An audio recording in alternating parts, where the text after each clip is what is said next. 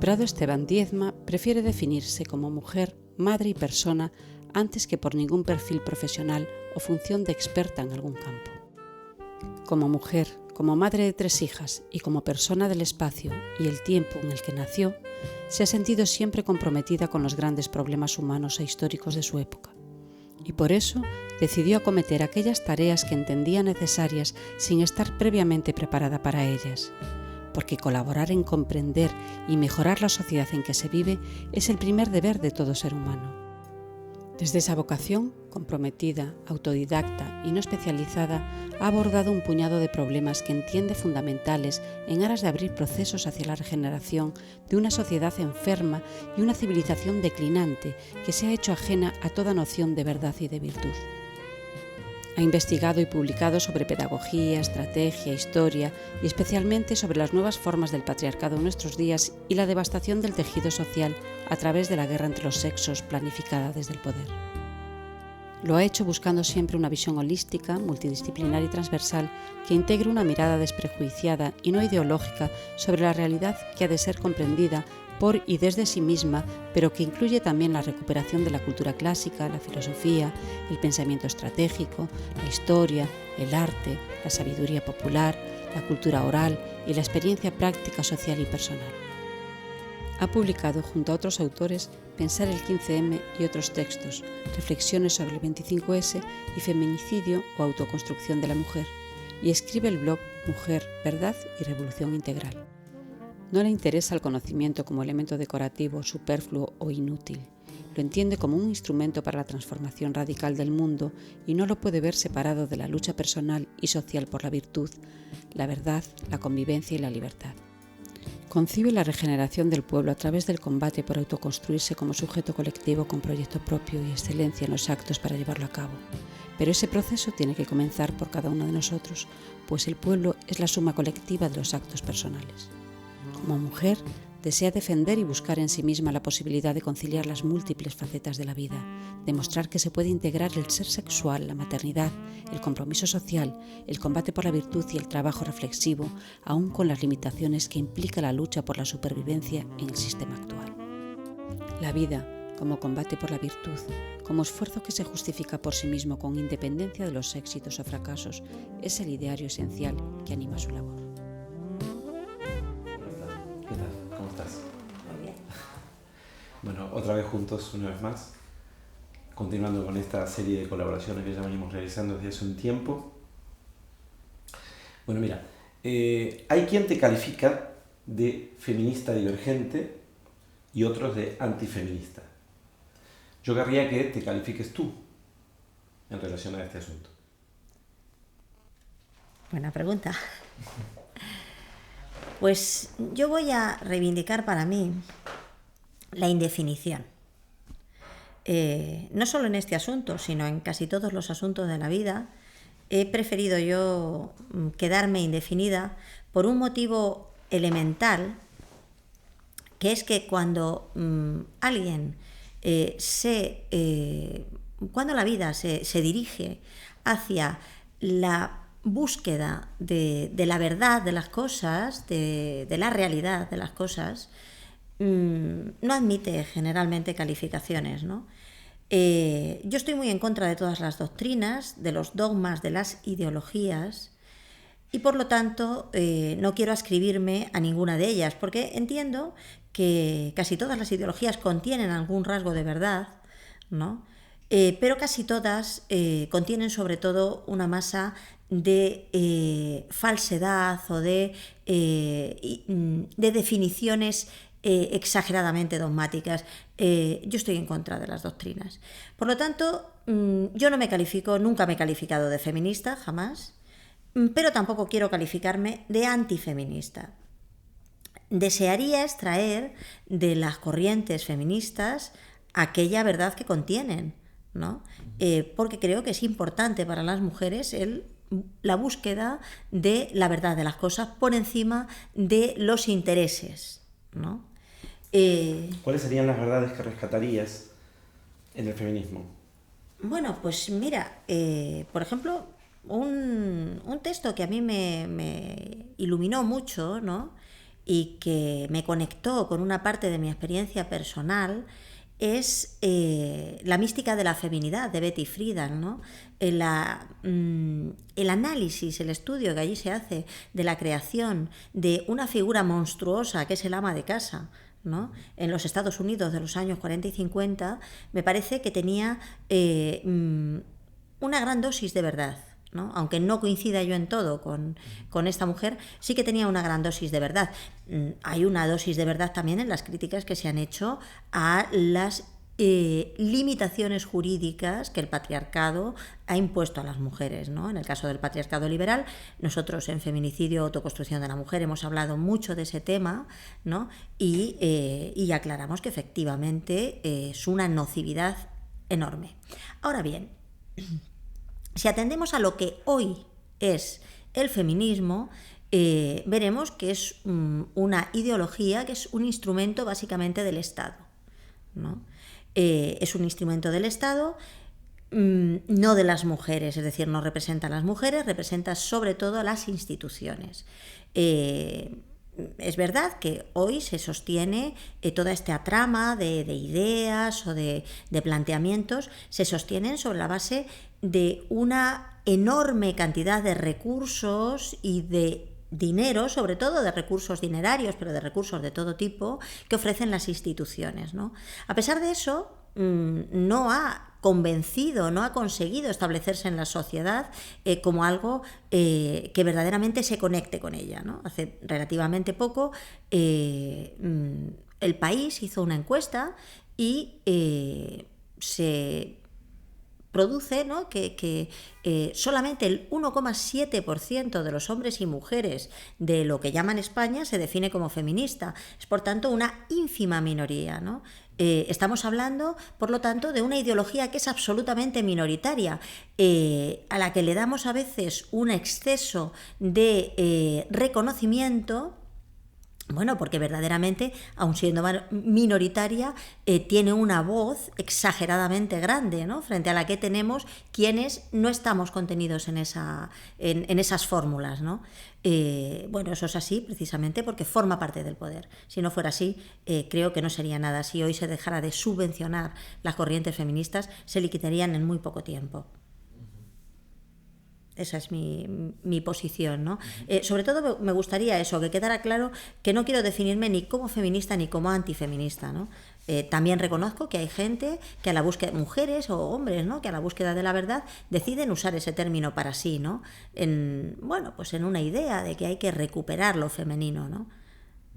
Pero verdaderamente el feminismo nunca, o por lo menos el que conocemos hoy, no es una recuperación de lo femenino, sino justamente lo contrario.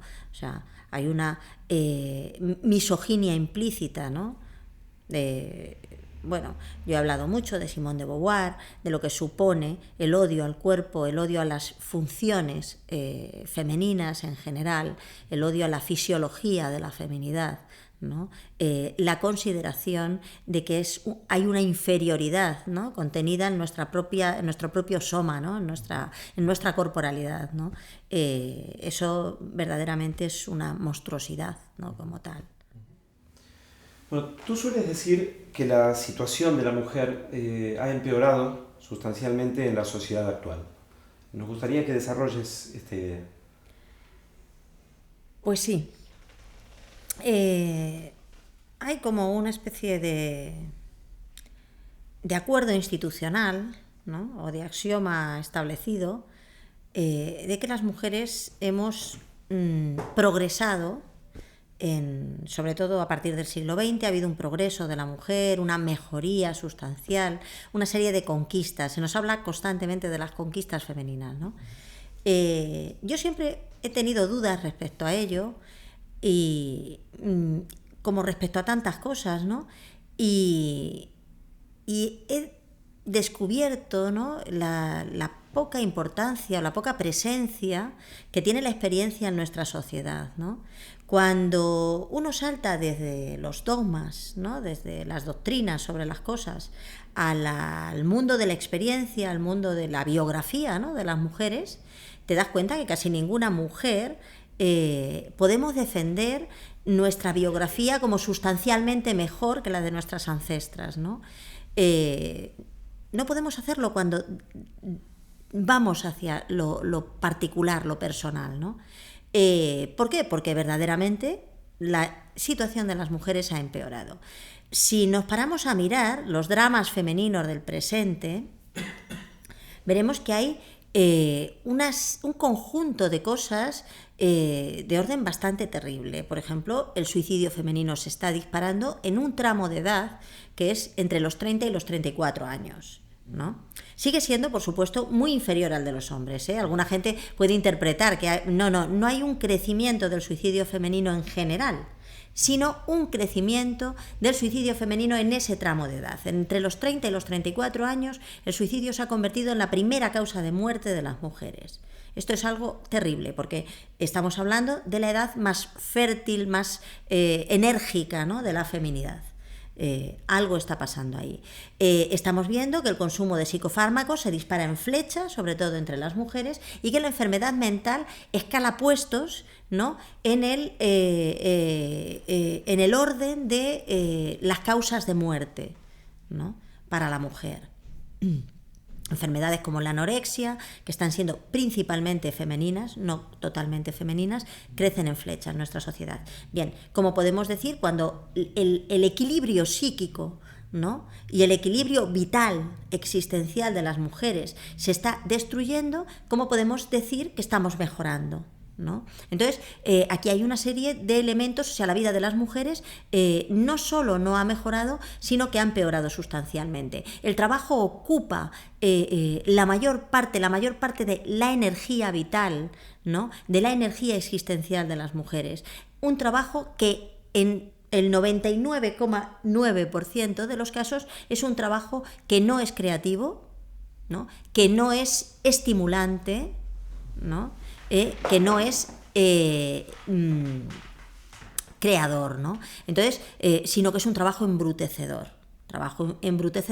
Un trabajo siempre dirigido, un trabajo a menudo, digamos, brutal desde el punto de vista existencial. Entonces, vemos que a las mujeres se nos prohíbe la maternidad. Se niega cada vez de una forma más profunda la maternidad. Hoy la decisión de ser madres no está en relación con las necesidades íntimas, ¿no?, con los deseos de las mujeres, sino más bien con un conjunto de estructuras, intereses, necesidades que son externos. Por ejemplo, la mayor, digamos, importancia en la decisión de ser o no ser madres, ¿no?, o de continuar un embarazo o abortar, la tiene sobre todo el trabajo, ¿no? Es decir, la empresa es quien decide, no por nosotras. Entonces, esto es algo muy grave, ¿no? La represión de la sexualidad es brutal en nuestra sociedad.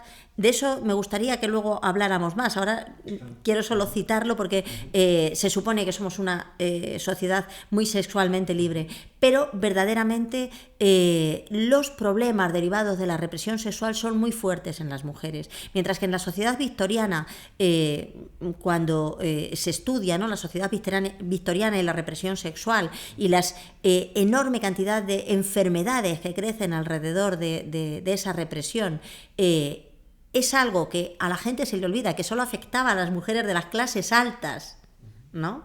Es decir, solo afectaba a las mujeres con un estatus social determinado, porque las mujeres del pueblo no vivían en esa represión sexual. Hoy sí que se ha democratizado la represión, hoy hay una represión real, que luego me gustaría que habláramos más en concreto, ¿no?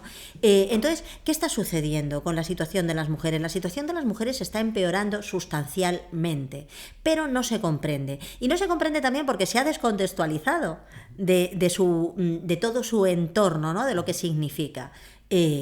Sucede que nadie ve que no solo empeora la situación de las mujeres, también empeora la situación de los hombres. Es decir, no se puede comprender la destrucción que está teniendo lo femenino, ¿no?, la propia presencia de la mujer ante sí misma y ante la sociedad, sin comprender la gran devastación que está sufriendo lo masculino. Es decir, al drama de las mujeres acompaña el drama de los hombres. Y quien no vea eso, ¿no?, está creando un mundo falso y mentiroso, está creando una falsa realidad, una cortina de humo que impida ver el mundo como es, ¿no? Para los hombres, nadie se ha dado cuenta, ¿no?, del gran drama existencial de los hombres, que tienen que sufrir acoso legal, es decir, hoy hay un acoso legal de los hombres, ¿no?, a través de las leyes. Por ejemplo, la ley de violencia de género niega a los hombres elementos elementales, ¿no?, como por ejemplo la presunción de inocencia, ¿no?, la obligatoriedad de que alguien tenga que demostrar que se ha cometido un delito. Eso son cosas, y la ley de violencia de género no solo persigue a hombres concretos que son denunciados, sino que persigue la masculinidad en su conjunto, porque en su preámbulo ha definido que toda relación heterosexual es una relación de dominación, ¿no? Por lo tanto, todos los hombres son en sí mismos, por el hecho de serlo, por el hecho de ser hombres, ¿no?, son dominadores, ¿no? Nadie se ha dado cuenta de que los hombres, por ejemplo, son el 95% de los muertos en accidentes laborales, ¿no?, porque han sido llevados en masa a las profesiones más peligrosas, ¿no?, y porque el capitalismo presente no cumple los mínimos, ¿no?, de seguridad hacia los trabajadores. Nadie se ha dado cuenta que la disfunción sexual masculina se está ampliando de una forma. ¿Cuánto dolor hay contenido en esa imposibilidad de llevar a cabo, ¿no?, la propia sexualidad, los propios impulsos sexuales, por miedo, por angustia, por dramas, por traumas, ¿no? Nadie se ha dado cuenta de que hay una persecución de lo masculino en nuestra sociedad, y mucho más una persecución de lo macho, es decir, de los elementos biológicos de la sexualidad del hombre. Todas estas cosas, todos estos elementos, hay una destrucción de la figura del padre, una desaparición, ¿no?, de la paternidad. Por ejemplo, ahora la ley de violencia de género se quiere ampliar, se quiere hacer una ampliación de su, digamos, estructura, sobre todo persiguiendo el contacto de los hombres acusados de malos tratos con sus hijos, ¿no? Esto lo está haciendo la derecha española de una forma muy, muy sistemática, ¿no? Bueno, a pesar de que se le presupone a la derecha, ¿no?, una defensa, ¿no?, de la función de la familia o la función del padre, ¿no? La función del padre en nuestra sociedad es fundamental, es muy importante, ¿no? Entonces, ¿qué está sucediendo? Bueno, cuando se trata de ver la situación de las mujeres o la situación de los hombres descontextualizada o enfrentada entre sí, se está viendo lo que no existe. Verdaderamente lo que está empeorando es la situación del sujeto, del individuo, del pueblo, ¿no?, en toda nuestra sociedad. Entonces, bueno, cuando Félix Rodrigo y yo escribimos, ¿no?, Feminicidio, autoconstrucción de la mujer, estudiamos una parte. Estudiamos de forma concreta y particular, ¿no?, una parte de cómo se ha desarrollado una estrategia en los últimos 200 o 250 años, ¿no?,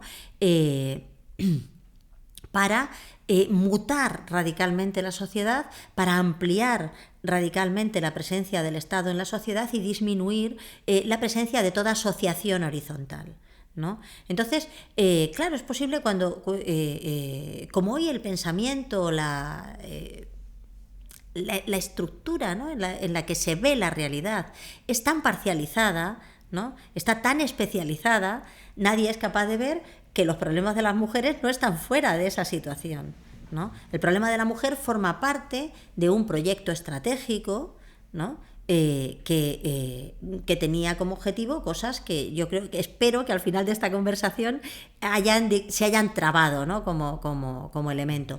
Por eso yo, además de estudiar la situación de las mujeres, he querido estudiar, ¿no?, la forma, he dedicado bastante tiempo al estudio de la estrategia, que me parece una cuestión fundamental, y a estudiar también cómo se ha llevado a cabo el Estado la estrategia de destrucción del pueblo, porque en última instancia creo que lo que hay que desarrollar es una estrategia estrategia inversa, ¿no? Una estrategia de recuperación, ¿no?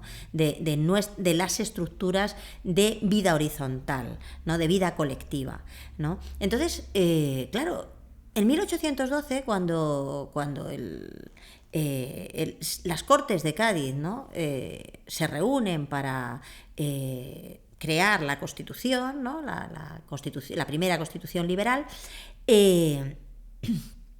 se plantea una cuestión, es decir, plantean claramente sus objetivos. Es decir, ellos pretenden que el Estado sea todo y el pueblo sea nada. Pero en ese momento el pueblo todavía era muy potente, era muy poderoso, y de hecho el pueblo había mantenido a raya el mayor ejército de Europa, el ejército de Napoleón, mientras que aquí el ejército del Estado no había sido capaz, ¿no? de oponérsele y había sufrido un montón de derrotas. ¿Cómo lo hicieron? ¿No? Cómo hicieron eso, cómo se crea toda una serie, ya a partir de 1820 hay una serie de legislaciones. Primero en 1813 hay un reparto del comunal para crear la propiedad privada, ¿no? Para la propiedad particular, para enfrentar a los vecinos entre sí. A partir de 1820 una serie de decretos y de leyes limitan la posibilidad de asociación, decretan la ilegalización de las asociaciones horizontales o de las asociaciones libres de personas, ¿no? Y el derecho de familia formaba parte de ese paquete, ¿no? El derecho de familia que se realiza, ¿no? A través del Código Civil de 1889, ¿no? Y establece efectivamente el sometimiento de las mujeres dentro del matrimonio, es decir, o la inferioridad legal de la mujer, ¿no? Formaba parte del paquete de medidas que tenía como objeto, sobre todo, enfrentar a las mujeres y a los hombres, ¿no? Que las mujeres y los hombres estén unidos es un problema para el Estado, un problema muy grave. Prado, tú has utilizado también en varias ocasiones el concepto de guerra de sexos. También nos gustaría que expliques cómo se manifiesta esto en la sociedad. Ajá. Pues bueno, precisamente el Código Civil del que hablaba, el Código Civil de 1889, ya establece una diferenciación legal, ¿no? Del estatuto de las mujeres y los hombres dentro de las funciones públicas, ¿no? Esto, en definitiva, pretendía ordenar la sociedad de una forma jerarquizada, pero no le da el poder a los hombres. En realidad, a quien da el poder estas situaciones al Estado. Es decir, el Estado ordena a los hombres y a las mujeres y jerarquiza toda la sociedad en función de unos principios. Entonces, el objetivo era, por supuesto, aumentar el poder, pero el objetivo también era enfrentar a los de abajo, ¿no? Esto en realidad durante todo el siglo XIX y principios del XX no se había conseguido, es decir, existía una realidad legal por un lado, ¿no? Y existía la vida por otro, ¿no? Y aunque es cierto que se fueron creando más divisiones dentro de la comunidad horizontal y roturas dentro de la existencia anterior de una familia extensa, ¿no? Que generaba unas relaciones múltiples, variadas, fértiles, ¿no? Y que sostenía a unos individuos muy fuertes que tenían mucha capacidad de enfrentamiento con el poder. Si bien es verdad que todo eso se estaba consiguiendo, también es cierto que las mujeres y los hombres se sentían siempre concernidos los unos por los problemas de los otros. Este sentirse concernidos, este estar muy asociados, ¿no? en todo lo que significa la vida, pues es muy peligroso y muy problemático. Por ejemplo, por lo general, aquí en el siglo XIX, los motines de quintas los iniciaban las mujeres, ¿no? Que en realidad a ellas no eran llamadas a quintas, ¿no? Por lo tanto, había una permanente conexión, ¿no? De las necesidades y los intereses. No se consideraban que los intereses tuvieran un rasgo de género o de sexo. Entonces, de sexo. Se consideraba que los problemas pertenecían a la comunidad, ¿no? Pero sucede que verdaderamente se ha conseguido establecer una guerra de sexos.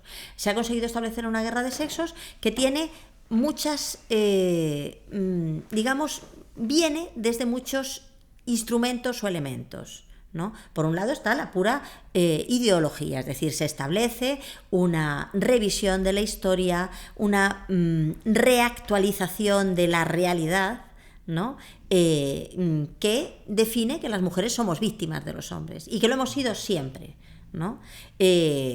Todo esto se hace de una forma sistemática y con un adoctrinamiento muy fuerte de la sociedad. Por ejemplo, aquí, en 1948, María Lafitte, condesa de Campo Alange, publica un texto bastante importante que se titula La secreta guerra de los sexos, ¿no? Este término, la secreta guerra de los sexos, lo había utilizado Spengler en la decadencia de Occidente, ¿no? Y ella lo toma de ahí. Este libro, publicado en 1948, es decir, el franquismo más, de la primera etapa del franquismo, ¿no? Cuando todavía el maquis está actuando, aunque ya casi derrotado. En una situación en el que el pueblo sufre una derrota social brutal, ¿no? Este libro plantea, de nuevo, cómo el patriarcado ha sido creado por los hombres para maltratar a las mujeres, cómo a las mujeres se les obliga a ser madres, es decir, María Lafitte escribe esto y dice que nunca se ha permitido a las mujeres utilizar su energía maternal en actividades extramaternales. Es decir, es un libro profundamente antimaternalista y estamos hablando del año 48. Ese libro tiene una segunda edición en el año 50. Y en esta segunda edición, puesto que ya había aparecido en Francia en el año 1949 el libro de Simone de Beauvoir, El segundo sexo, María Lafitte lo cita muy elogiosamente, ¿no? Es decir, en realidad el libro de la condesa de Campo Alange y el de la Beauvoir tienen una estructura muy pareja, muy similar, ¿no? Entonces, en ese sentido, la española, ¿no? la aristócrata española hubiera sido pionera, ¿no? en la estructura del discurso, ¿no? Sobre la guerra de los sexos. Pero lógicamente, una persona que estaba vinculada a la sección femenina y a Franco no era tan vendible, ¿no? Como una francesa más filósofa y más bohemia, ¿no? Como Simone de Beauvoir. Yo creo que ese es el motivo por el cual el libro de la Beauvoir ha sido el que se ha tomado, ¿no? Como referencia. Pero aconsejo que se lea el otro, porque cualquiera que lo lea verá que la estructura ideológica es la misma, ¿no? Esa guerra de los sexos tiene esa estructura, ¿no? de lo ideológico, que por ejemplo se establece también a partir de la conferencia de Beijing, ¿no? Y en la que las mujeres y los hombres aparecen como dos especies separadas, ¿no? Cuyos problemas no se tocan, ¿no? Están los problemas de los hombres y los problemas de las mujeres. Bueno, todo esto es la parte ideológica. Pero claro, las ideas por sí mismas no pueden modificar completamente la sociedad. Las ideas son limitadas, ¿no? Entonces, la sociedad se ha ido, creando a partir de un conjunto de estructuras, ¿no? La guerra de los sexos se crea también a partir de un conjunto de estructuras. Una primera estructura era la destrucción de la familia. La destrucción de la familia la lleva a cabo sobre todo el franquismo. El franquismo, al lanzar a 6 millones de personas desde el campo a la ciudad en un tiempo muy pequeño, ¿no? De los años 50 a los 70, hay aquí una masa de desplazamiento brutal, ¿no? Y al expulsar a los hombres del ámbito familiar y del ámbito de la vida integrada, ¿no? Al desestructurar la economía familiar, expulsar al padre, genera la primera guerra de los sexos, ¿no? Era muy fácil enfrentar a los hombres y a las mujeres cuando, por un lado, a los hombres se les lanza a un trabajo embrutecedor, bestial, ¿no? En el que muchos hombres lo tenían que pasar. Por ejemplo, se crea el fumador compulsivo, ¿no? Ante una vida que era una vida inenarrable de enorme destructividad, ¿no? De un trabajo incesante. La gente que venía desde los pueblos a las ciudades, los hombres, trabajaban 12, 14, 15 horas diarias, ¿no? Y a la vez encerrar a las mujeres en un espacio doméstico miserable, sórdido, ¿no? Chabolas verticales, mujeres encerradas, cociéndose en su propia miseria existencial, ¿no? Creando unas neurosis brutales. La neurosis del ama de casa es una de las cosas que se han generado muchos estudios, ¿no? como elemento, ¿no? Entonces, en esa... Y unos hijos que tampoco sabían ni de dónde eran, ni cuáles eran sus raíces, ¿no? Generan unas relaciones tan potentemente destructivas, ¿no? Genera tanta insatisfacción, tanto trauma, que desde ahí era muy fácil organizar una guerra, ¿no? Una guerra culpando al otro de lo que era una función de las estructuras del poder, ¿no? Lo de culpar a los hombres de ser misóginos y maltratadores de las mujeres no es algo que haya sucedido hace poco aquí con la ley de violencia de género, ¿no? Yo ahora estoy escribiendo la segunda parte de Feminicidio, autoconstrucción de la mujer, ¿no? Que tendrá un capítulo largo dedicado al estudio del franquismo. Nadie puede entender nuestra sociedad sin conocer el franquismo, ¿no? Y entonces te das cuenta que ya la sección femenina empezó a insultar a los hombres, no a todos los hombres, a los hombres del campo, ¿no? A los hombres del campo, del mundo rural, ¿no?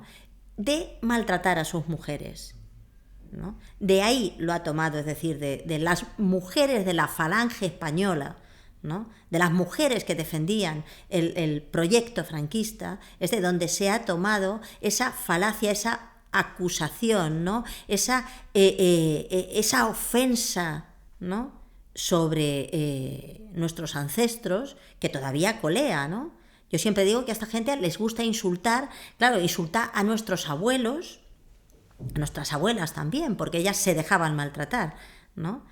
Y que eran aquella gente que hizo frente a Napoleón, que hizo frente a Franco, ¿no? Que hizo frente a la Guardia Civil, que hizo frente, es decir, a esa gente se les insulta permanentemente, ¿no? Se les tilda de machistas, se les tilda de maltratadores, se les tilda de violentos, mientras se está defendiendo a todas las instituciones del Estado, mientras está defendiendo el proyecto de la sección femenina de la falange española, ¿no? De una forma sistemática.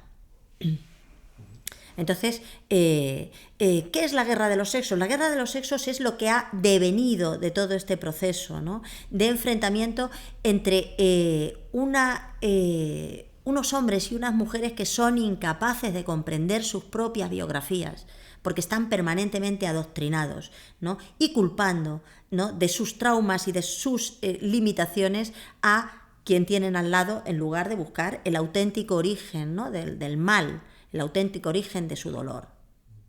Pero hay una tercera cuestión en esta guerra de sexos, un tercer elemento, ¿no? Una tercera pata, ¿no? de esta creación, que tiene que ver con nuestra propia naturaleza, es decir, la complejidad de nuestra naturaleza.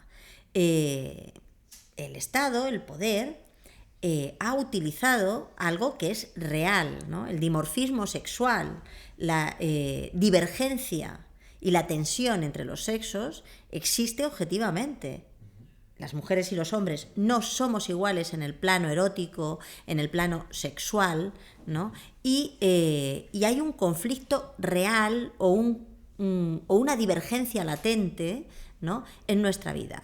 Este elemento ha sido utilizado con fines políticos, es decir, ha habido un momento en que se ha instrumentalizado, ¿no? O se ha politizado las relaciones sexuales entre los sexos, que per se no son ajenas al conflicto, pero es verdad que la sociedad humana, o al menos la sociedad occidental, consiguió en algunos momentos de su historia establecer mecanismos resituantes, ¿no? o superantes de sin negar este conflicto real, objetivo, generar una enriquecimiento, ¿no?, social en lugar de una destrucción, ¿no? Todo conflicto puede dar origen a una mejora de la situación o a una destrucción. En este caso, la guerra de los sexos nos lleva directamente a una destrucción que toca además algo que es ya muy humano, toca la propia condición humana, ¿no? Y en eso estamos. La guerra de los sexos tiene en realidad unas funciones sociales que están más allá de lo político, que entran en las condiciones prepolíticas o en las condiciones, digamos, de lo que supone la esencia humana, ¿no? O sea, y por lo tanto están modificando sustancialmente no solo la sociedad en sus estructuras más, digamos, más políticas, ¿no?, sino en elementos muy básicos, ¿no? Estamos atentando tal vez a los fundamentos de la especie, ¿no? Entonces, todo esto se ha construido como una auténtica guerra teledirigida. La guerra de los sexos, hoy la que conocemos, es una guerra dirigida desde arriba, instrumentalizada desde arriba. Es interesante este punto porque justamente yo quería hablar de un concepto que últimamente está muy de moda, que son las teorías de la conspiración o la conspiranoia, porque evidentemente la lectura que tú haces de la realidad pone a un poder casi omnipotente que está dirigiendo desde arriba nuestra voluntad, no solo nuestras acciones, sino nuestra voluntad. ¿Y cuál es ese poder? ¿Existe ese poder? ¿Qué es eso? ¿No? Me gustaría que profundices un poquito en eso, ¿no? Claro, el poder existe. Sería ridículo decir que no existe el poder en un mundo lleno de ejércitos, de estados, de instrumentos, de organización, ¿no?, de gobierno. Existe el poder porque existe el gobierno de la sociedad, ¿no? Entonces, lógicamente, bueno, hay gente que piensa que votar cada 4 años es ejercer el poder.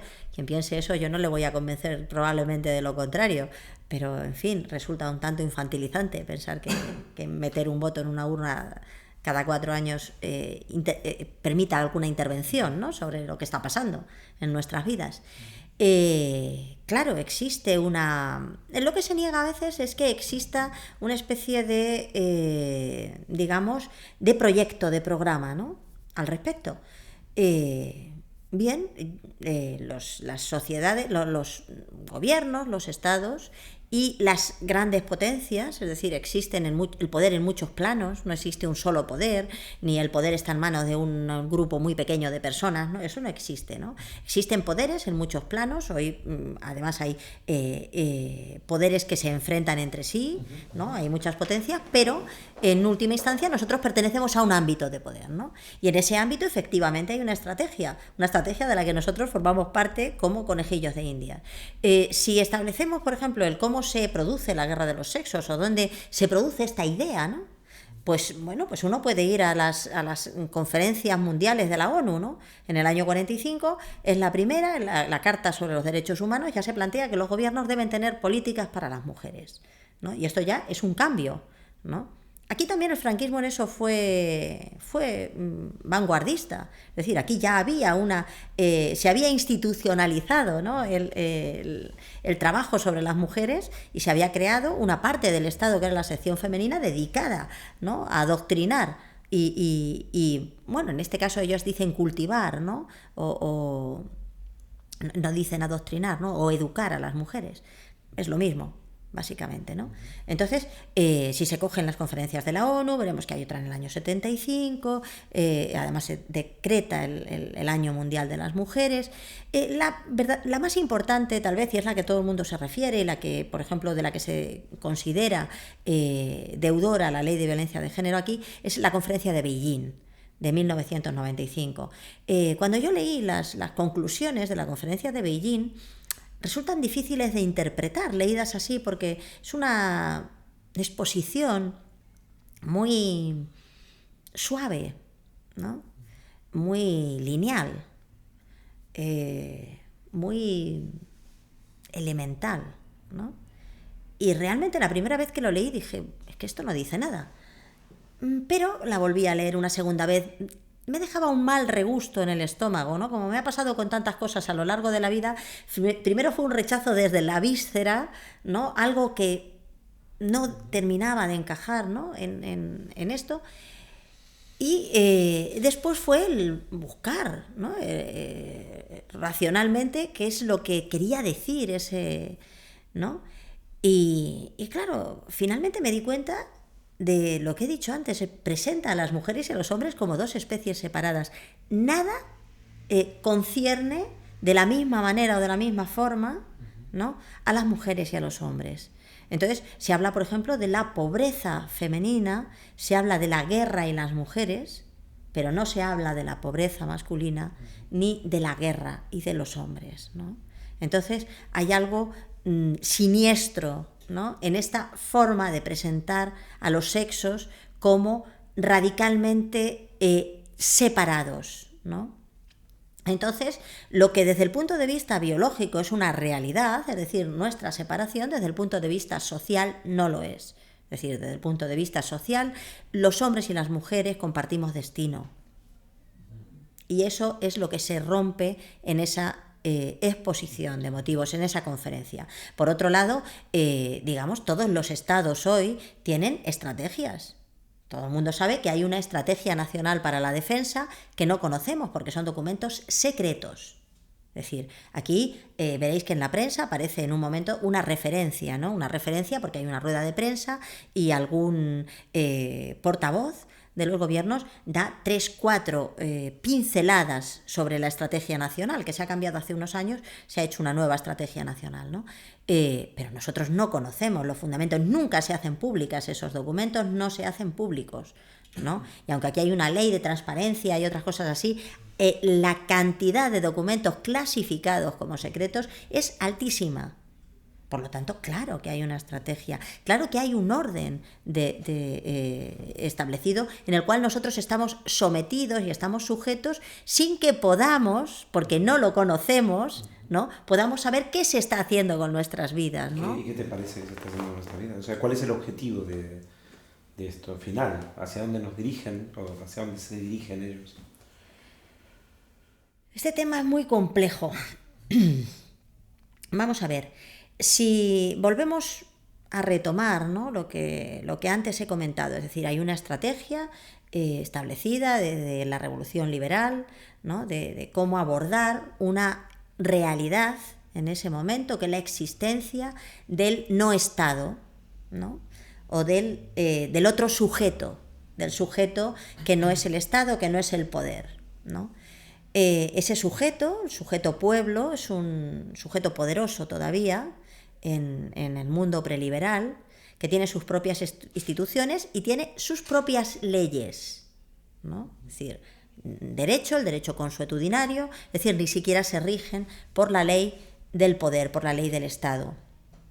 Entonces a ese sujeto colectivo, ese sujeto potente, se le aborda desde de la parte más exterior de su estructura, ¿no?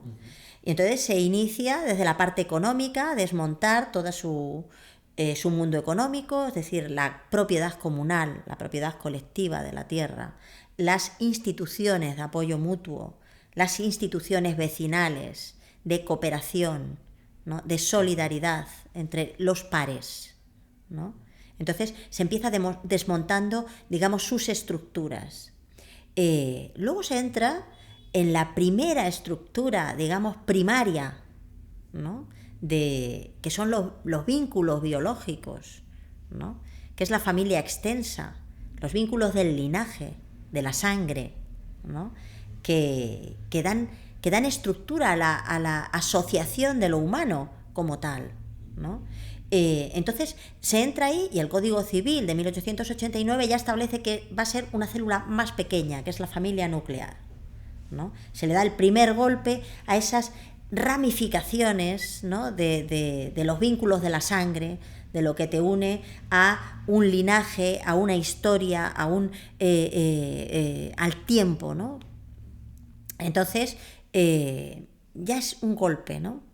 El segundo golpe será incluso la familia nuclear. Ese golpe lo da el franquismo, ¿no? Estableciendo que la familia ya no será una unidad, no solo de afectos, no, era una unidad económica, una unidad de supervivencia del individuo, donde el individuo estaba enraizado para su supervivencia, ¿no? Es decir, un anciano hasta los años 60 del siglo XX sabía que tenía que ser cuidado por sus hijos o sus iguales o sus cercanos, ¿no? Es decir, que allí tenía que establecer sus vínculos. Entonces, el estado del bienestar fue el gran mazazo sobre las instituciones naturales. Porque le dijo a la gente que sus necesidades vitales, las necesidades primarias, las de la supervivencia, ya no dependían de las relaciones, de los afectos, ¿no? Del amor que uno haya sido capaz de construir a lo largo de la vida, sino que dependían del Estado, de los funcionarios y del dinero. Es decir, se convirtieron en mercancías, ¿no? Eso fue un mazazo brutal al mundo afectivo de los sujetos, ¿no? Y destruyó completamente la familia. El estado del bienestar y el trabajo asalariado, es decir, el expulsar al padre primero y después también a la madre, el entregar a los hijos a las instituciones educativas, ¿no? Y asistenciales del sistema, fue el mazazo brutal. Llegados ahí, es decir, a que las instituciones primarias, es decir, no políticas, no ideológicas, ¿no? Sino que están basadas en los vínculos eróticos principalmente y en los vínculos naturales, como por ejemplo la cercanía. Uno estaba vinculado naturalmente a sus vecinos solamente por la cercanía física, ¿no? Por vivir al lado de, ¿no? Entonces, al entrar el Estado en esa, al destruir todas las capas que sujetaban a un individuo que estaba sumado a los otros y protegido, ¿no? Como una armadura, uno puede ver la idea de una armadura, ¿no? Un individuo que está en el centro y todo lo que le sostiene, todo lo que hay a su alrededor es una armadura frente al poder, ¿no? Una vez que se fueron quitando capas, ¿no? Y destruyendo, queda un sujeto vulnerable, asustado, ¿no? Manipulable, sobre todo vulnerable, ¿no? Y en ese sujeto ya es fácil entrar. En eso estamos ahora. Es decir, ese sujeto ya no tiene un eros autoconstruido, ya no le pertenece ni siquiera su propia biología. Sería bueno que expliques lo de la autoconstrucción, que también es un término que utilizas bastante. Si querés lo dejamos para dentro un ratito. Sí, efectivamente. Entonces, ¿cómo se construía un sujeto del pasado, ¿no? Yo he hablado de autoconstrucción. Alguien me corrigió hace poco y me dijo, no hay auto, porque siempre hay una heteroconstrucción, efectivamente. Yo digo, sí hay auto, hay una autoconstrucción con la masa de elementos que cada sujeto recogemos de nuestro entorno. Es decir, ningún sujeto puede construirse desde dentro de sí mismo, salvo de una forma tan elemental que casi no sería humano, ¿no? Entonces, es verdad que lo que cada ser humano porta dentro, porque sí hay una parte interior propia o natural o una idiosincrasia especial de cada uno de nosotros, ¿no? Y lo que recibe de fuera, esa engarce, ¿no? de todo lo recibido, de toda la masa, que cuanto más rica sea, más heterogénea, más divergente, ¿no? Más material tiene uno, ¿no? Para autoconstruirse. Eso es lo que construye un individuo humano, ¿no? Que tiene que hacerse a sí mismo con esfuerzo, con conflicto, ¿no? Con desorganización y reorganización, ¿no? Entonces, eso en el mundo del pasado se hacía en la escala de lo horizontal, es decir, uno recibía muchas influencias muy divergentes, influencias de autoridad, porque también existe la autoridad, ¿no? Y también influencias de horizontalidad, pero todas en una escala humana, ¿no? En una escala de la propia humanidad, de la propia condición, ¿no? ¿Qué sucede cuando un individuo empieza a recibir, no desde su mismo plano, ¿no? Sean bien influencias de autoridad o no, pero en un plano, digamos, cercano, sino desde una estructura de poder tan potente, tan poderosa, tan cerrada, ¿no? Con un proyecto tan perfecto, ¿no? Tan circular, ¿no? Como es las instituciones del Estado. Sucede que ya no hay autoconstrucción, es decir, uno es vaciado de toda la influencia, digamos, cercana, la influencia del espacio cercano, para ser rellenado con un conjunto de obligaciones, deberes, el deber de pensar de una determinada manera, ¿no? El deber de actuar de una determinada manera, la obligación, por ejemplo. Es el momento en que ya se ha politizado todo, incluido el sexo, ¿no? Que el sexo se haya convertido, que haya algo políticamente correcto en lo sexual, es una aberración, ¿no? Es la mayor de las perversiones, ¿no? O sea, la sexualidad humana tendría que ser natural, excluyendo 2 o 3 cosas que uno debe considerar ajenas digamos, a la moralidad básica, ¿no? de los sujetos. Pero bueno, son muy pocas cosas, ¿no? Entonces, ¿cómo se ha conseguido, digamos, destruir esa posibilidad de que de que un sujeto, de que un ser humano construya su propio yo con lo que le viene del entorno natural, es decir, del entorno de los cercanos? Pues a través de la intromisión del Estado. Yo vuelvo a apelar a la autoconstrucción, ¿no? Que hoy no puede ser como era en el pasado, es decir, hoy autoconstruirse es una lucha, ¿no? Contra la enajenación del poder o de la capacidad, de la posibilidad, ¿no? De asumir los propios proyectos vitales, la propia estrategia vital, ¿no? La construcción del propio yo en todos los ámbitos, ¿no?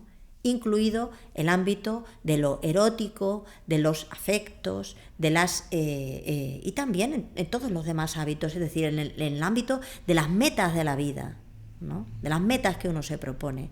Eso es lo que entiendo yo por autoconstrucción. Bueno, la maternidad ha sido realmente central en mi vida y en mi pensamiento. El primer desencuentro con el mundo feminista vino precisamente de ahí, justamente, ¿no? Del tema de la maternidad, que para mí ha sido algo sustancial, o sea, una parte esencial de la construcción del eje de mi personalidad o de mi feminidad, de alguna manera, y que yo considero recibido literalmente, ¿no? de mis ancestras por una vía que no es exactamente el adoctrinamiento, sino que es la vida natural, ¿no? Entonces, bueno, para mí, como siempre, fue algo muy importante, ¿no? Pues bueno, forma parte de eso, de mi estructura. Pero uno puede pensar que realmente eso es algo personal, que no tendría por qué hacerse o politizarse, ¿no? La maternidad se empezó a politizar, precisamente fue el feminismo quien empezó a politizar la maternidad, ¿no? Pero sobre todo, digamos, el asunto tiene muchas caras, ¿no? Por ejemplo, ¿alguien cree que es viable demográficamente, ¿no? Una sociedad como la sociedad de lo que llaman España, ¿no? Con 1,3, tal vez menos, tal vez estemos ya en 1,2 hijos por mujer, ¿no? ¿Alguien cree que es viable una sociedad que se derrumba completamente en la destrucción física, biológica, ¿no?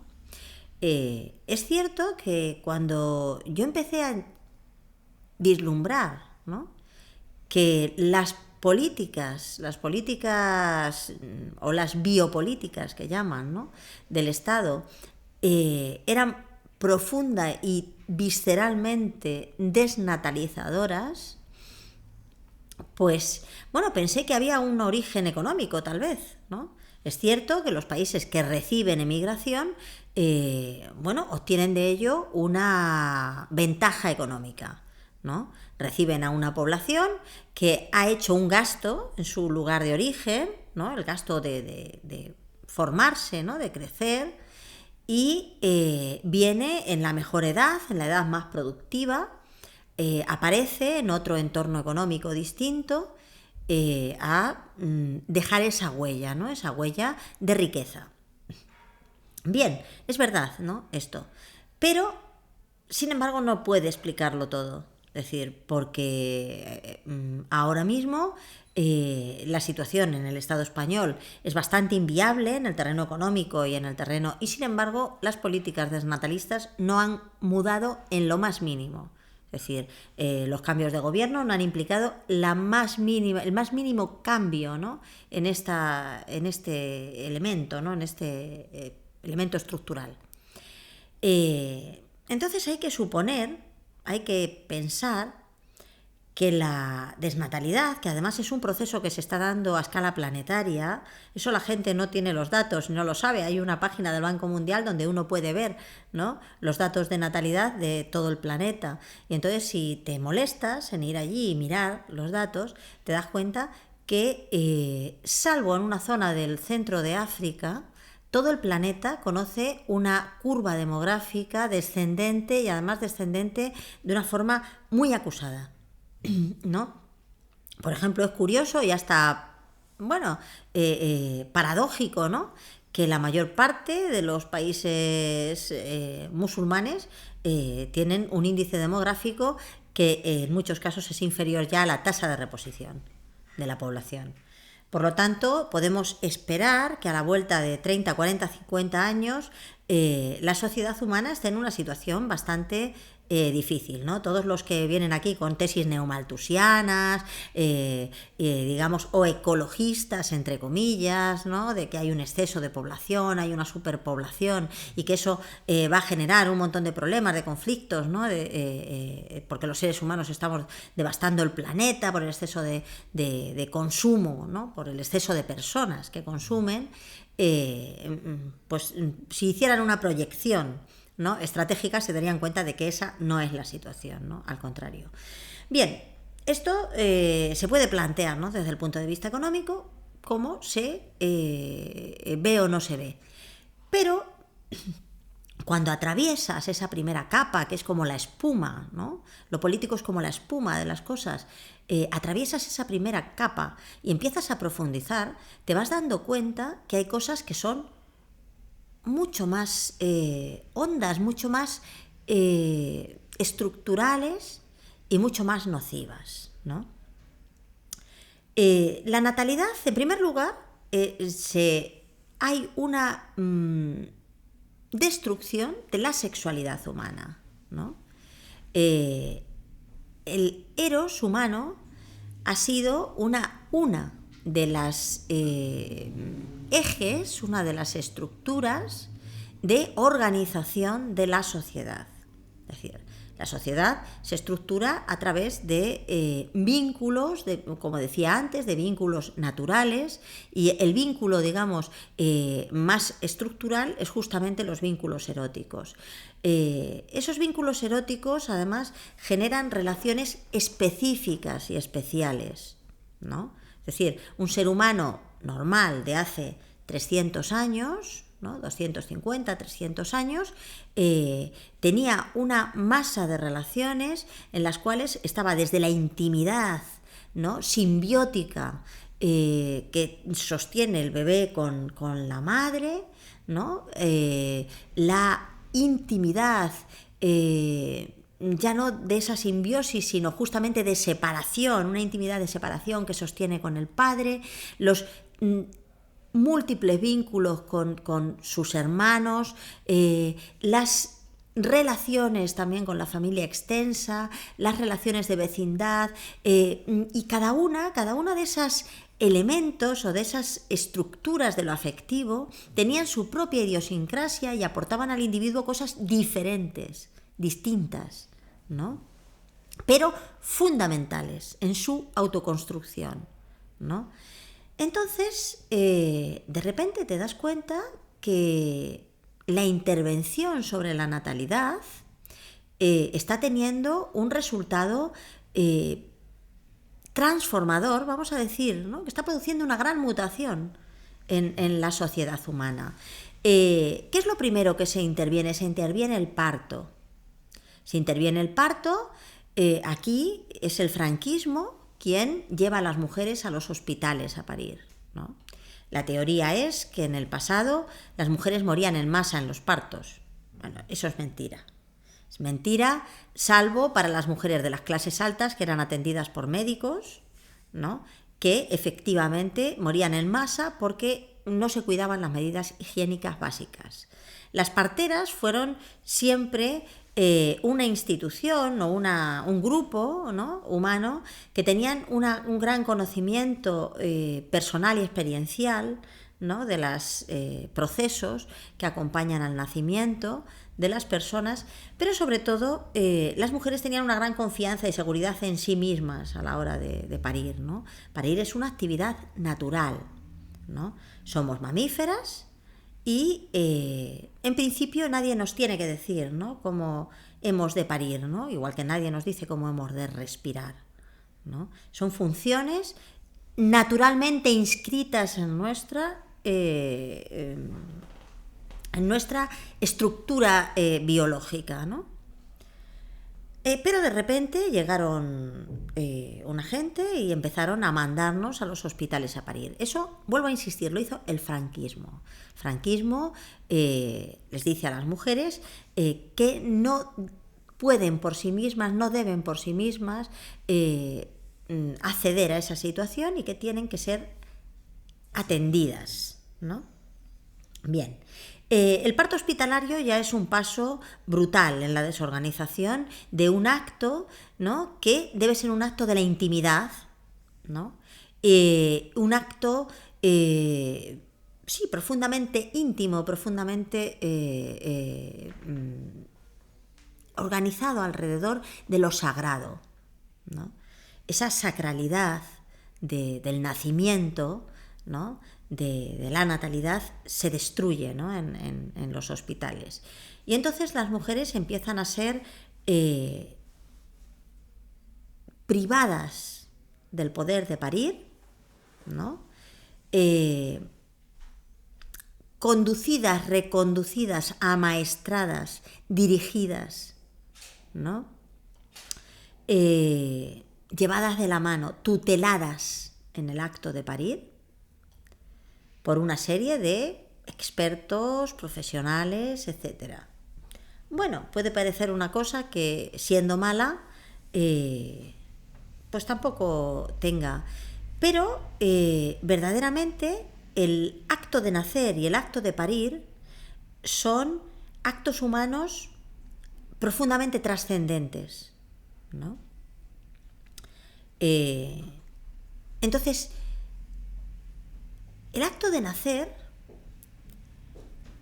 es tal vez una de las cosas que más impronta deja en nuestra concepción del mundo, en nuestra forma de estar en el mundo, ¿no? Y ya no nacemos en un ámbito de intimidad y de recogida, de ser acogidos directamente por quien nos ha parido. Bueno, yo no sé si la gente recuerda que en los mamíferos hay un principio que es la impronta, ¿no? Que es ese primer encuentro de la criatura con su madre, ¿no? Que deja una huella imborrable. En los humanos también, ¿no? Entonces, sí sabemos que el parto, cuando se produce de forma natural, cuando hay produce unos cambios imborrables en el cerebro de la madre y del bebé. Entonces, ¿qué pasa cuando, por ejemplo, las cesáreas ya son entre el 20, el 30, el 40% en algunos países de Latinoamérica? ¿no? Y por lo tanto, un porcentaje muy alto de niños nacen sin haber entrado en ese proceso hormonal especial, específico, ¿no?, del parto natural. Es decir, sino que se les ha sencillamente extraído del útero materno. Pues no sabemos lo que pasa. Pasa que esos cambios que se deben de producir de forma natural ya no se producen, ¿no? Pero entonces sucede que ya no solo está comprometido el parto, sino que todos los actos eróticos humanos, el parto también lo es, ¿no?, están siendo intervenidos. Hay una intervención sobre los actos primarios, ¿no?, sobre los impulsos y los actos primarios humanos, ¿no? Y entonces vemos que de repente nos dice el periódico más importante, el periódico médico más importante del mundo, The Lancet, ¿no?, dice que la disfunción sexual masculina será la epidemia del siglo XXI. Bien, resulta que de repente algo que es natural, es decir, el coito, la cópula humana, empieza a ser algo extraordinario, ¿no?, que se está desestructurando hasta, no sé, dejar una situación de devastación, ¿no? ¿Qué está pasando con los actos eróticos humanos? No lo sabemos porque verdaderamente esa información es muy difícil de recopilar, ¿no? Y casi todos mentimos por el miedo, la vergüenza, la angustia, el trauma que supone, ¿no?, que nuestra vida erótica sea tan triste y tan pobre. Pero realmente así es, ¿no? Entonces, hay una mentira que se sostiene sobre la idea de que vivimos en una sociedad eróticamente libre, cuando verdaderamente nos encontramos en una situación de completa devastación de todos los actos, digamos, más primarios, de las necesidades más primarias, ¿no?, de las personas. Entonces, la maternidad es un elemento fundamental porque estructura los ejes del mundo de los afectos. El primer encuentro con la madre es, digamos, garantiza la seguridad, ¿no?, la tranquilidad respecto del otro, es decir, el tener un universo, digamos, seguro, ¿no?, afectivo, al que uno entregarse. Entonces, ese estado genera unos vínculos, unas relaciones que hacen un ser fuerte, porque se siente protegido. En el momento de máxima vulnerabilidad es protegido, ¿no? Bueno, pues eso ya no pasa hoy. O sea, ¿qué pasa cuando a alguien al nacer le arrancan, ¿no?, y le apartan, ¿no?, y le secuestran? Unos extraños, gente que no huele, no habla, no tienes esa conexión, ¿no? Y además al que no le importas. Bueno, pues puede ser que pase que vayamos hacia una sociedad de autistas, ¿no?, de autistas funcionales o de autistas disfuncionales, no lo sabemos. En parte esto es un experimento, ¿no? Entonces, ¿qué pasa cuando se ha llegado a tal artificialización, ¿no?, de los actos humanos básicos que ya la concepción en un porcentaje cada vez más alto se produce fuera de donde es su naturaleza le llevaría, ¿no?, es decir, fuera del cuerpo de la madre? ¿Qué pasa cuando sucede eso? Un embrión humano, desde el primer momento de la concepción, empieza a intercambiar su ADN con el de su madre. Es decir, hay un intercambio permanente y empieza a hacer ese, digamos, baile de genético, ¿no?, esa fusión, ¿no?, que tal vez sea, todo acto erótico humano tiende hacia la fusión, ¿no?, hacia la entrega, hacia digamos, hacia romper los límites del yo, ¿no?, los límites de la propia persona, del propio cuerpo, ¿no? Entonces, eso sucede desde el mismo momento de la concepción. ¿Qué pasa cuando no hay nada con lo que ese embrión puede intercambiar? Porque está en un cubo de hidrógeno líquido, ¿no?, congelado. ¿Qué pasa cuando alguien no es el producto de la pasión humana? ¿No? Cuando un ser humano no es el producto de un acto de pasión, de amor, de encuentro, ¿no? Sino que se ha producido en un laboratorio. No lo sabemos con exactitud, ¿no? Pero algo pasa casi seguro, ¿no? en esa desorganización. Entonces, la persecución de la masculinidad ha generado una destrucción de la sexualidad masculina sin precedentes. Tal vez nunca en la historia de la humanidad estuvo tan comprometida el futuro de la especie directamente, ¿no? La idea de los úteros de alquiler, que ahora se consideran como una solución al derecho, ¿no?, de ser madres o padres de todo el mundo, ¿no? Como si la vida fuera un derecho. La vida no puede ser un derecho. La vida es la vida, ¿no? Entonces, los úteros de alquiler presagian ya, ¿qué presagian sino las granjas humanas? ¿A dónde nos conduce todo esto? Es decir, cuando la fusión interpersonal, la fusión erótica, ya sea algo, un imposible, ¿no? Cuando el parto no solo esté intervenido porque hay una represión del parto natural, sino cuando las mujeres ya no sean capaces de parir, porque han perdido esa capacidad, ¿no? Cuando nuestro sistema hormonal esté completamente alterado y la oxitocina, que es la hormona que está presente en casi todos los actos de amor y casi todos los actos eróticos, ¿no?, de los seres humanos, empiece a atrofiarse, ¿qué clase de especie, ¿no?, va a emerger de todo eso? Entonces, ahora mismo nos enfrentamos a situaciones que pueden parecer de una distopía, ¿no?, de ciencia ficción, y sin embargo están aquí, a la puerta de nuestra casa. A la puerta de nuestra casa está, en realidad, como dice Michel Odan, la epigenética existe y los caracteres, digamos, adquiridos se hacen hereditarios y crean mutaciones muy rápidas, ¿no? Entonces, las ovejas domesticadas, ¿no?, tardan muy poco tiempo en perder su masa cerebral, en encogerla, en limitarla. ¿Qué va a ser de los humanos domesticados? Estamos sometidos a un proceso de domesticación, ¿no?, y de intervención de grado superlativo. ¿Qué va a ser de nosotros?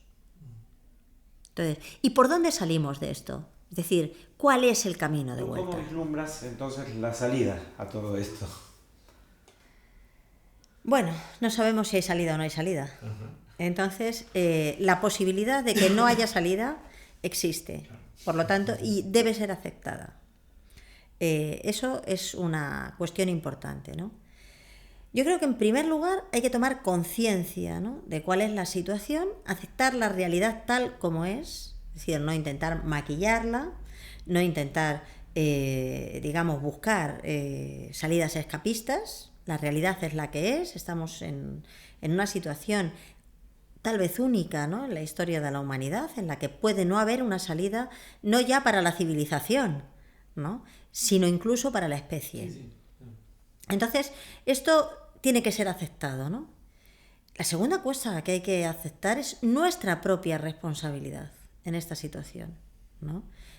Siempre cabe vislumbrar estos elementos como algo externo, es decir, algo que nos ha sido impuesto, y entonces entramos otra vez en el ciclo, ¿no?, en el bucle de la victimización, ¿no? Eso ha dado muy buen resultado para la destrucción de las mujeres. La victimización es uno de los instrumentos, uno de los elementos más potentes, ¿no?, de destrucción social hoy, y en concreto de destrucción femenina, ¿no? Te hace irresponsable de la propia estructura de tu dominación, ¿no?, y te permite sentarte tranquilamente a ver cómo te dominan o cómo te maltratan, ¿no? O sea, sin tomar la responsabilidad de tu propia dignidad. de establecer o buscar tu propia dignidad. Entonces, puesto que nosotros somos responsables en cierta medida de todos estos procesos que habría que llamar procesos de deshumanización, ¿no? También somos responsables de rehumanizarnos. Tenemos que pensar cuál es el camino de vuelta, como decía antes, hay que pensar en el camino de vuelta, ¿no? Hacia nuestra propia rehumanización. Eso, en primer lugar, hay que plantearlo como una obligación, no como un derecho. Hay que salir por fin de la idea de que vivimos en una sociedad de los derechos. La sociedad de los derechos es la sociedad de los esclavos, ¿no? O sea, es la sociedad en la que mi iniciativa no tiene ningún sitio, ¿no? Por lo tanto, la sociedad de la no libertad, ¿no? Una sociedad de la libertad solo puede ser una sociedad de los deberes, de las obligaciones, de las exigencias. O sea, no de las obligaciones impuestas por un Estado opresor. Claro, ¿no? Sino las obligaciones de uno mismo, consigo mismo y con la propia sociedad, ¿no? Por lo tanto, los deberes nos constituyen como seres actuantes, ¿no? Como seres con capacidad de acción, ¿no? Entonces, hay que buscar una salida a esto y la tenemos que buscar nosotros. Es decir, no podemos esperarla de una proyección o de un programa que nos venga de fuera. Hay que buscarla nosotros. Y, en primer lugar, habría que buscarla en digamos, nuestro propio entorno cultural, nuestro propio entorno histórico, ¿no?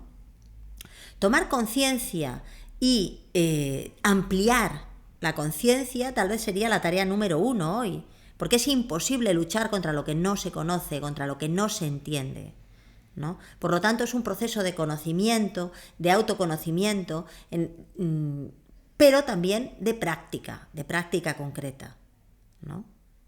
Y de búsqueda. En última instancia, la posibilidad de salida depende, ¿no?, de que haya un núcleo humano con potencial, capacidades y posibilidades de generar otro paradigma, ¿no? Y otro espectro, otra práctica social diferente y divergente, ¿no?, de la que hoy hay. ¿Existe hoy esa posibilidad? No existe. En última instancia, yo apelo a algo muy elemental y muy primario, que es el espíritu de supervivencia. Pero el espíritu de supervivencia, aunque se diga que es natural y consustancial a la existencia humana, no es cierto. Eso no es verdad, ¿no? Solo hay que ver el hecho de que exista el suicidio, ¿no?, en directo o en diferido, ¿no?, en una masa, ¿no?, como la que se produce en la sociedad actual, expresa que no es cierto. El espíritu de supervivencia no está inscrito en nuestra estructura elemental, ¿no? Por lo tanto, digamos como recapitulación, ¿no?, que tenemos que aceptar la posibilidad de que no haya salida y la necesidad de que seamos nosotros, cada uno de nosotros, quien asuma la responsabilidad de buscarla. Y una cosa no niega la otra, ¿no?